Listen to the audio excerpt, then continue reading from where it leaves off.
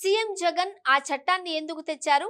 ప్రశ్నించిన Pemmasani land title చట్టంపై గుంటూరు కూటమి ఎంపీ అభ్యర్థి పెమ్మసాని చంద్రశేఖర్ విమర్శలు గుప్పించారు. ఎన్నికల సమయంలో సీఎం జగన్ ఆ చట్టాన్ని ఎందుకు తెచ్చారో ఆయనకే తెలియదు అన్నారు.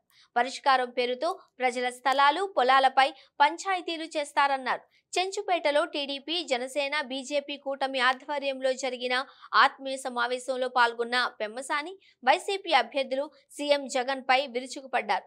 తెనాలిలోని రాధాకృష్ణ కళ్యాణ మండపంలో గురువారం నాడు జైహో బీసీ కార్యక్రమం జరిగింది. తెనాలి నియోజకవర్గ నాయకులతో పాటు గ్రామ మండల స్థాయి టీడీపీ, జనసేన, బీజేపీ నాయకులు కూడా ఈ కార్యక్రమంలో పాల్గొన్నారు. ఈ సందర్భంగా గుంటూరు టీడీపీ ఎంపీ అభ్యర్థి పెమ్మసాని చంద్రశేఖర్ మాట్లాడుతూ, ఎన్టీఆర్ పార్టీ ఆవిర్భవించిన నాటి నుండి నేటి వరకు ఎన్నిసార్లు ఎలక్షన్లు వచ్చినా, ఎన్ని పార్టీలు వచ్చినా బీసీలు, రజకులు అందరూ టీడీపీకి అండగా ఉన్నారన్నారు.